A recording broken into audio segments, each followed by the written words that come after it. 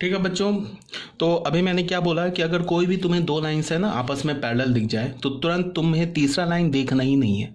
तीसरा लाइन चाहे पैरेलल हो जाए, चाहे कोइंसाइड कर जाए, चाहे नॉन पैरेलल हो जाए पहले दो लाइन्स के, तब भी सिस्टम ऑफ इक्वेशन क्या होगा, इनकंसिस्टेंट होगा एंड हैव नो सॉल्यूशन। ठीक है, तो ये तो दो, सेकेंड और थर्ड तो हमारा डिस्कस हो गया। अब आ जाओ फोर्थ केस में। मान लो कि तुम्हें कोई भी दो लाइन कॉन्साइड दिख जाए कि दो लाइन कॉन्साइड हो गया, तो यहाँ पे तुम्हें तीसरा लाइन अब चेक करना होगा। अगर दो लाइन कॉन्साइड हो जाए पता कैसे चलेगा, A1/A2 is equal to B1/B2 is equal to C1/C2 दिख गया कोई भी दो लाइन्स के लिए, तो तुम्हें पता चल गया कि दोनों लाइन्स कॉन्साइड है। अब तुम देखोगे कि तीसरा लाइन क्या है।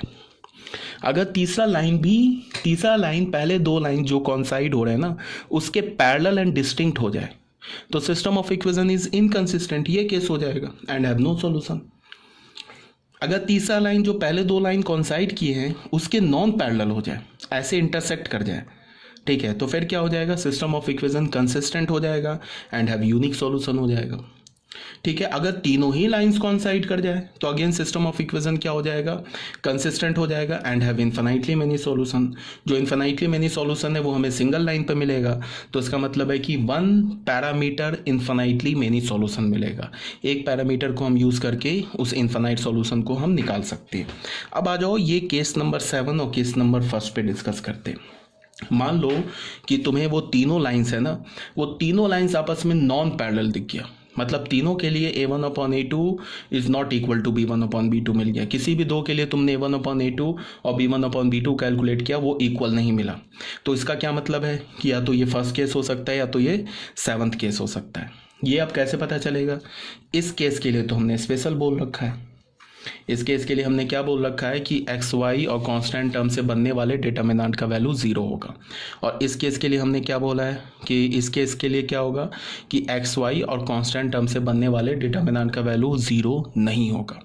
अगर ये केस हुआ, तीनों लाइंस अगर आपस में कंकरेंट हुई, एक पॉइंट से पास की, तो एक्स वाई और कांस्टेंट टर्म से बनने वाले डिटर्मिनेंट का वैल्यू 0 होगा ही होगा। ठीक है, इस बात की गारंटी है। और अगर कुछ ऐसा पॉसिबिलिटी होगा तो नॉन ज़ीरो होगा। तो इसी बातों को यहाँ पे डिटेल में डिस्कस किया हुआ है। System of equation 1, 2 and 3 will be consistent if the value of x and y obtain from any two equation satisfy the third equation. यहाँ पे क्या बोला जा रहा है कि सिस्टम ऑफ इक्वेशन ये जो 1, 2 एंड 3 कंसिस्टेंट है, ये एक्चुअली ये 1 लिखा है, ये 2 लिखा है ऐसा, और ये 3 लिखा है ऐसा, कंसिस्टेंट है। तो एक्स और वाई किसी भी दो इक्वेशन से एक्स वाई का वैल्यू कैलकुलेट करो, उसको थर्ड इक्वेशन में डालो, वहाँ से वो उसको सेटिस्फाई कर जाएगा।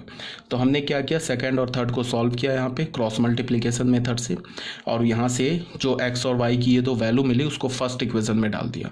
तो जब डालोगे तो हमारे पास ये एक इक्वेशन आ जाएगा। इसको तुम फर्दर सॉल्व करोगे ना तो ये इस डिटर्मिनेंट के वैल्यू के इक्वल आ जाएगा।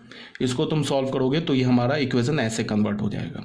इसका क्या मतलब होगा, determinant of A1 B1 C1, ये क्या हमारे फर्स्ट इक्वेशन एक्स का कॉफिशेंट, ये वाई का कॉफिशेंट और ये कांस्टेंट टर्म। ये सेकंड इक्वेशन में एक्स वाई और constant term, x and y का कॉफिशेंट एंड कांस्टेंट टर्म। ठीक है, ये थर्ड इक्वेशन में एक्स का कॉफिशेंट, वाई का कॉफिशेंट एंड कांस्टेंट टर्म। इससे बनने वाले डिटर्मिनेंट का वैल्यू 0 होगा ही होगा। तो ये हमारा क्या है, condition for concurrency of straight line 1, 2 and 3। ठीक है, इसके बाद बच्चों देखो क्या है कि हमारे पास, तुम ऐसे देखो यहाँ पे मैंने क्या लिखा है कि इफ ये जो हमारे पास क्या है is 0 then the system of equation, इसको भी थोड़ा सा ना यहाँ पे तुम थोड़ा सा यहाँ पे हल्का सा फ्लॉ है, इसको तुम ऐसे देख लो, इसको तुम ऐसे देखो, system of equation 1 and 2 1 2 and 3 are concurrent, that is the three lines are concurrent and we get a unique solution। और उसके बाद ना इसको तुम हटा दो यहाँ पे 1 मिनट के लिए, अभी we get a unique solution and यहाँ पे लिख लो A1 B1 C1 A2 B2 C2 A3 B3 C3 should be 0। मैंने क्या बोला कि system of equation 1, 2 and 3 are consistent, अगर ये कंसिस्टेंट है तो कंसिस्टेंट होने का क्या मतलब है, कंकरेंट है, and we get a unique solution and this delta is equal to 0, ये डिटर्मिनेंट का वैल्यू क्या होगा, 0 होगा। ये मैंने ऐसा भी क्यों चेंज किया, मैं ये बता रहा हूँ कि अगर सिस्टम ऑफ इक्वेशन कंसिस्टेंट है, अगर सिस्टम ऑफ इक्वेशन कंसिस्टेंट है तो ये डिटर्मिनेंट का वैल्यू 0 मिलेगा। बट अगर तुमको क्या है कि तुमने सिस्टम ऑफ इक्वेशन इनकंसिस्टेंट है, ठीक है, या फिर तुम ऐसे देख लो कि ये तीनों लाइन जो है वो आपस में कंकरेंट नहीं है, और ऐसा भी हो सकता है कि तीनों लाइंस आपस में कंकरेंट नहीं है और तुमने ये डिटर्मिनेंट ये डेल्टा कैलकुलेट किया तो वो 0 भी आ सकता है। इसका क्या मतलब है कि अगर तुम्हें पहले से पता है कि सिस्टम ऑफ इक्वेशन कंकरेंट है तो ये डेल्टा का वैल्यू, इस डिटर्मिनेंट का वैल्यू 0 होगा, इस बात की गारंटी है। बट अगर तुमने इस डिटर्मिनेंट का वैल्यू कैलकुलेट किया, वो 0 मिल गया, तो फिर इसकी कोई गारंटी नहीं है कि वो जो सिस्टम ऑफ इक्वेशन है वो कंसिस्टेंट है, हो भी सकता है, नहीं भी हो सकता है। ये नोट नंबर बच्चों जो है ना, तुम लोगों को जो मैंने PDF सेंड किया है ना, तो उसमें थोड़ा करेक्शन कर लेना। ये नोट नंबर 1 ये लिख लेना। नोट नंबर 1 में क्या लिखा मैंने, if the lines represented by equation 1, 2 and 3 are concurrent, अगर concurrent है line, that is system of equation is consistent and have unique solution, then this determinant is equal to 0, but vice versa is not true। इसका क्या मतलब है कि अगर इस determinant का वैल्यू 0 है तो सिस्टम कंसिस्टेंट हो भी सकता है, कंसिस्टेंट होने का मतलब कि वो कंकरेंट हो भी सकता है और नॉन कंकरेंट भी हो सकता है।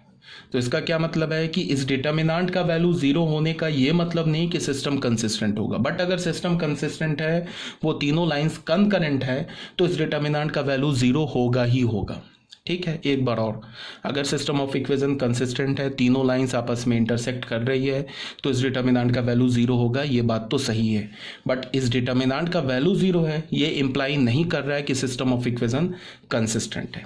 इसको तुम और थोड़ा अच्छा से लिखना चाहते हो तो ऐसे लिख लो, system of equations 1, first, second and third जो हमारे पास है ना, are consistent, that is lines are concurrent। अगर लाइंस कंकरेंट है तो ये जो बात है ना, ये इम्प्लाई कर रहा है कि ये जो हमारे पास A1, A2, A3, B1, B2, B3, C1, C2, C3 is equal to 0। But if यहाँ पे अगर A1, B1, C1, A2, B2, C2, A3, B3, C3 अगर 0 है तो ये नहीं इम्प्लाई कर रहा है कि सिस्टम ऑफ इक्वेशंस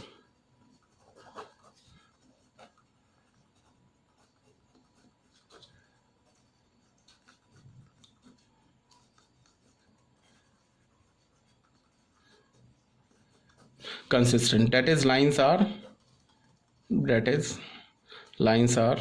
concurrent।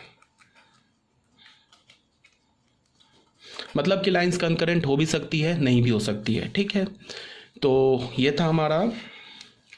इसका एक एग्जांपल देख लो बच्चों तुम लोग। फॉर एग्जांपल देखो, हमने क्या किया कि ये 3 इक्वेशंस देती है।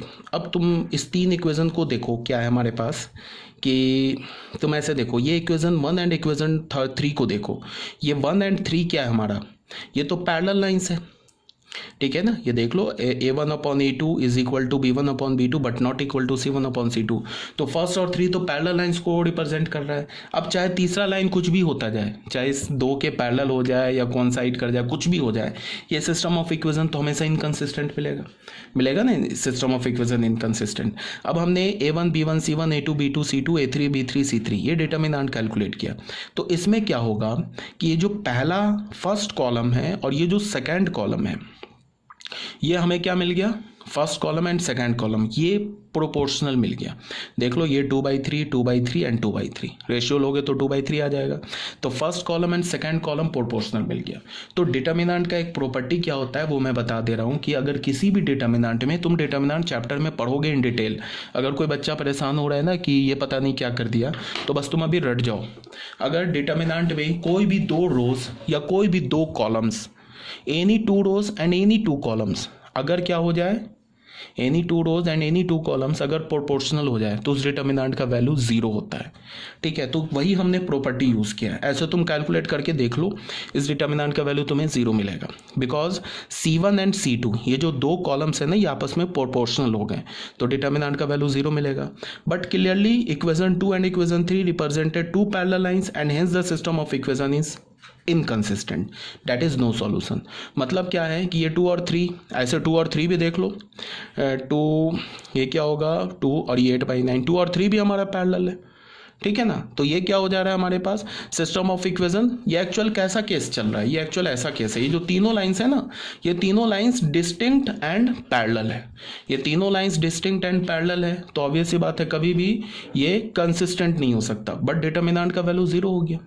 यही बात मैं भी तुम्हें समझा रहा था, यही बात मैं बोल रहा था कि अगर सिस्टम ऑफ इक्वेशन कंसिस्टेंट है, कंकरेंट है, तब डिटर्मिनेंट का वैल्यू जीरो होगा। ये बात तो सही है, बट डिटर्मिनेंट का वैल्यू जीरो होना इस बात को इम्प्लाई नहीं कर रहा है कि तीनों लाइंस जो है वो कंकरेंट है और सिस्टम ऑफ इक्वेशन कंसिस्टेंट है।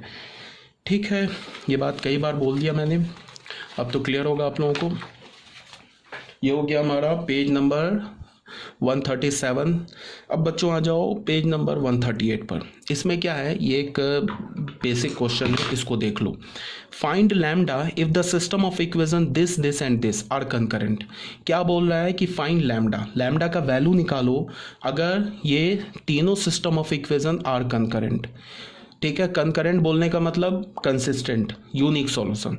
तो यहाँ पे क्या बोल रहा है कि ये सिस्टम ऑफ इक्वेशन कंसिस्टेंट है, ये क्वेश्चन में ही गिवन है।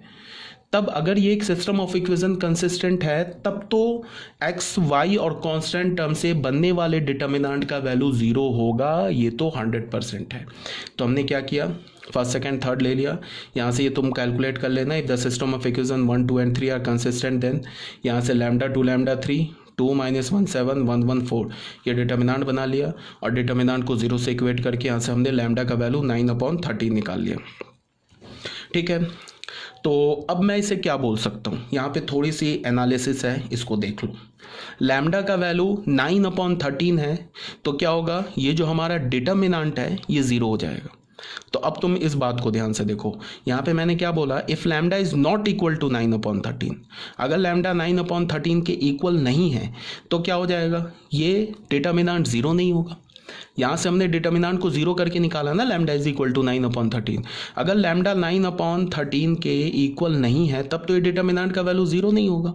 अगर ये डिटर्मिनेंट का वैल्यू जीरो नहीं होगा तब तो ये सिस्टम ऑफ इक्वेशन कंसिस्टेंट नहीं होगा।